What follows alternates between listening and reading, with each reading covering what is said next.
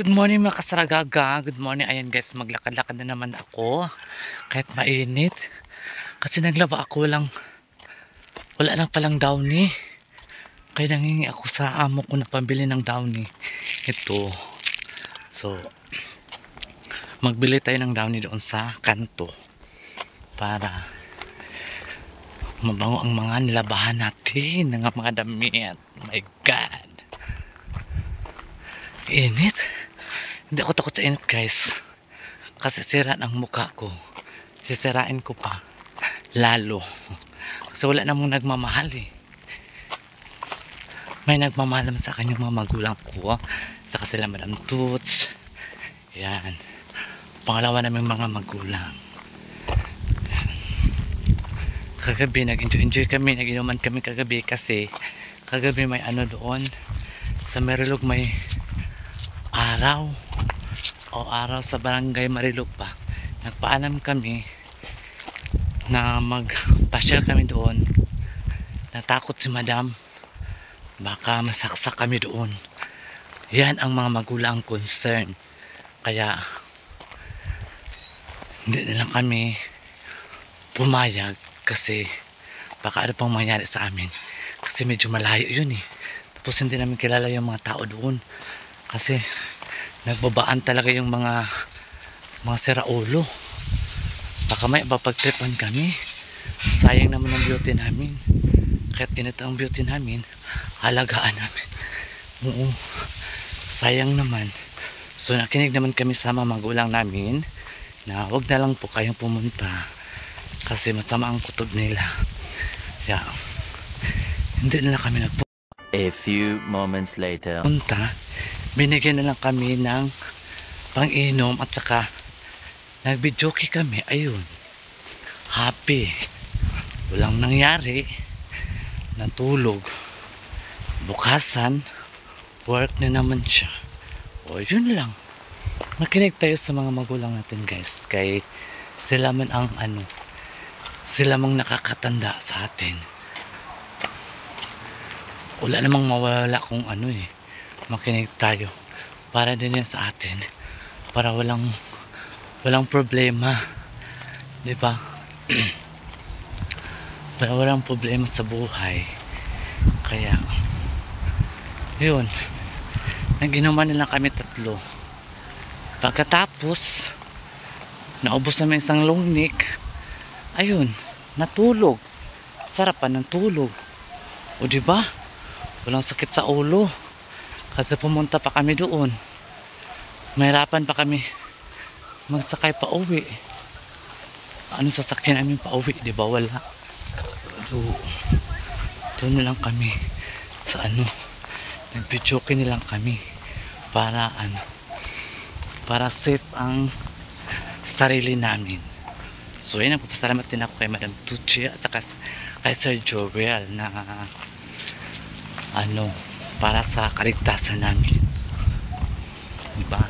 Dami kasing tao sa mga ganyan. Kasi yun bubbles party. Disco ba? Tapos may mga bubbles yun.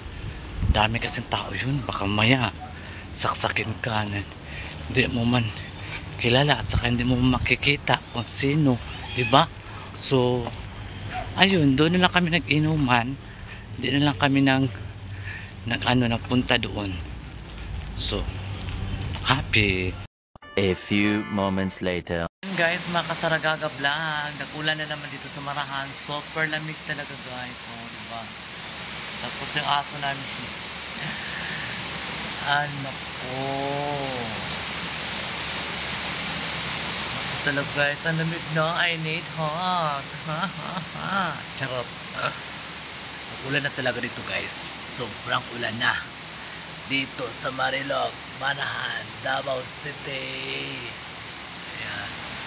Ulan na talaga guys. Lakas may tubig na yung hagdanan. Kung alam ko lang nga mag-ulan pala, hindi na ako magbanuwas. Nagbanuwas kasi ako guys. Umulan pala ng malakas, nag-visit ako. Kala ko hindi na mag-ulan, nag-ulan pa pala.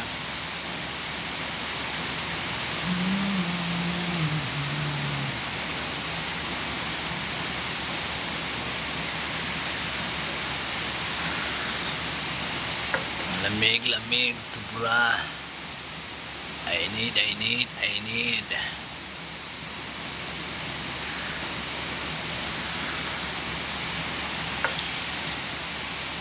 A few moments later.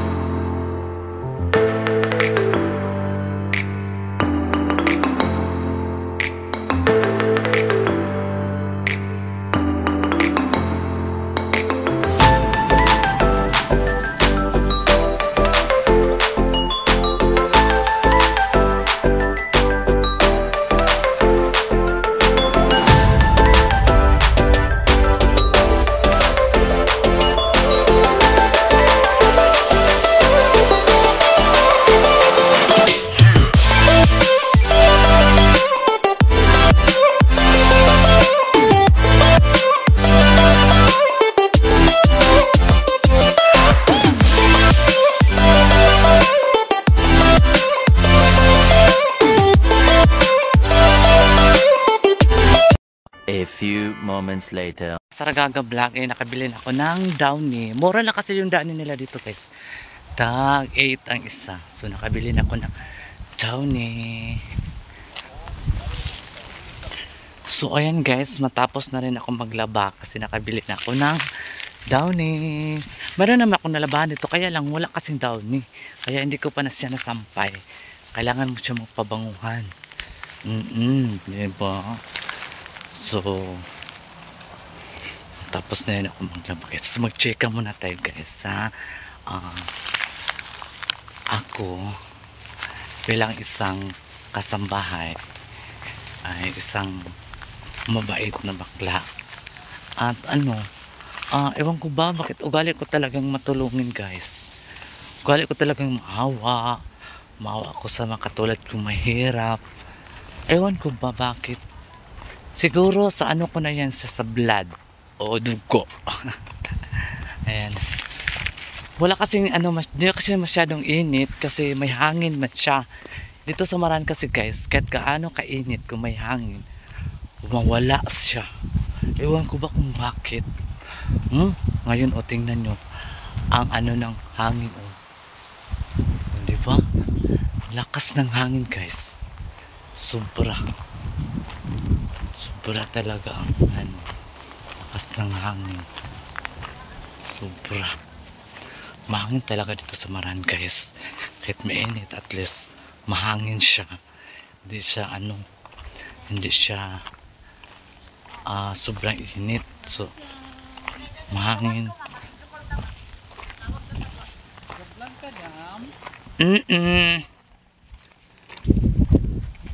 Dun may tao sa kabila, yung caretaker ni Madam Esquivel na si Maricor, kaba ni Marites.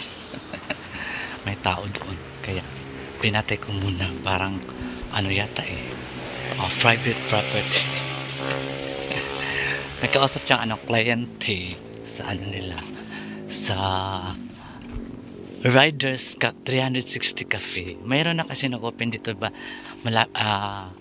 tapat lang namin guys na Riders 360 Cafe. Mag-coffee kayo dyan and then pwede din kayo magpaluto o anong gusto nyong ulam, o anong gusto nyong kainin. Mayroon din silang mga house o mga kumbaga kung gusto mo matulog dyan. A few moments later. Mayroon silang mga room. Mayroon din silang music room for private siya. O ilan kayo diyan magkasya. Ayun, maganda dito guys pag gabi kasi malamig, kailangan ng electric fan, kailangan ng aircon. I-open mo lang yung pinto, ayun, papasok yung mga hangin. Basta lamig talaga siya guys. Punta naman kayo dito sa sa Riders 360 Cafe. And then makikita nyo ang view sa Samoy Place. Ayan, makikita mo talaga pag gabi, ang ganda. Para kang nasa ibang bansa guys. Super ganda talaga siya.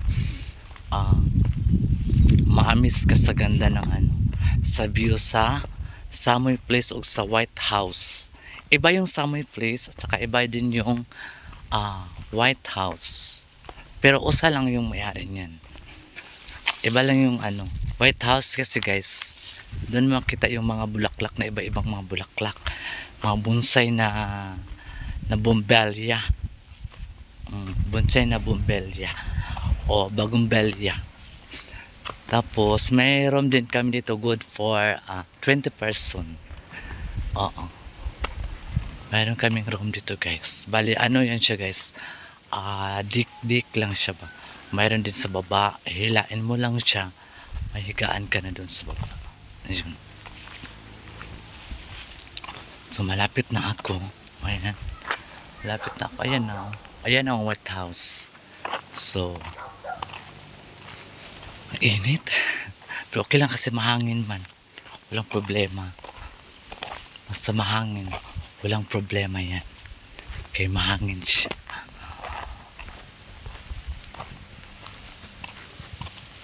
Ang ganda pala tingnan yung ano guys. Yellow bell. Ayan oh.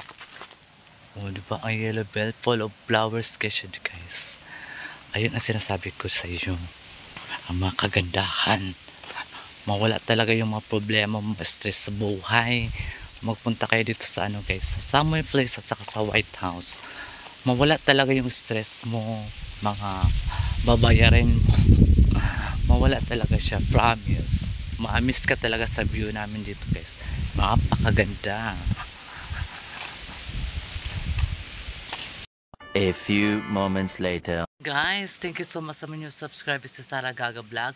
Maraming salamat po sa inyong pagsubaybay sa mga vlog ko guys. So ayan, ipakita ko na sa inyo kung ano mga ginagawa ni Sara Gaga. Hindi lang maglaba, pati sa mga pagtanim. Guys, ito naman yung mulberry. So ayan guys, ang hinihiling ko lang sa inyo, don't skip my ads si Sara Gaga Vlog. Ayan, nakikita mo na kung ano mga ginagawa ni Sara Gaga Vlog sa buhay niya. Ganyan lang tayo guys, magtulungan lang man tayo guys. Huwag na tayo maging madamot sa ano, di ba? Katulad nitong babae na to guys. Ewan ko kung saan naman siya. Tara, kita ba nga